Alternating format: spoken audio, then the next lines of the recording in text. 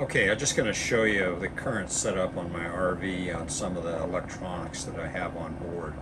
So this is a Garmin 1090, and so the Garmin 1090, oh, it's going crazy. There we go.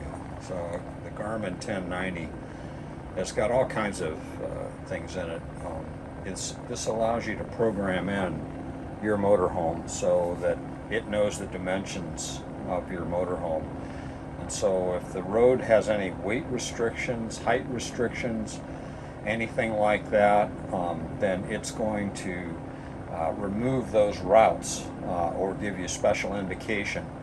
So the whole idea here is that you don't get down to the end of somewhere and have an 11-foot overpass that rips the air conditioners off the roof of the RV. So that's just one of the aspects of it. I'm going to go to some of my saved locations that we already have been to. So I'm going to go to all save spaces, and here's just some different, campsites, some home addresses and different things that we've been to. Let's go to Lake Skinner, and it's going to real quickly figure out, okay, what's that route gonna look like, and now we're ready to navigate. So this will really help you feel more confident in having a heavy overheight vehicle going down the road.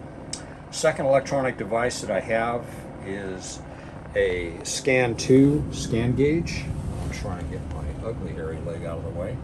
So this is a Scan 2 gauge. This hooks in the OBDII port, and it can be set for settings that do not show up on the dash of your RV.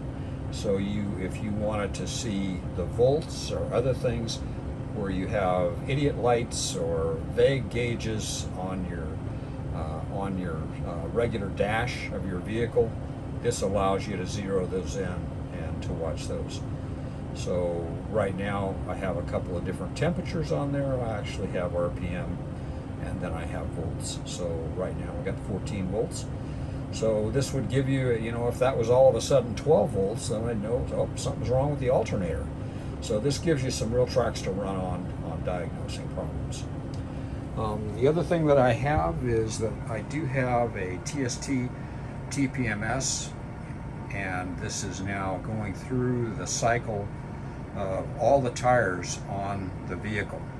So you'll notice on the left side there's the 6 tires that are on this Class A motorhome, and after it goes through those, you'll notice that it does a little routine over here on 4 tires that are to the right, and those ones are going to be blank, and that is because that is if we have a towed vehicle behind and I have those TPMS sensors installed on that, then I'd be seeing those readings there.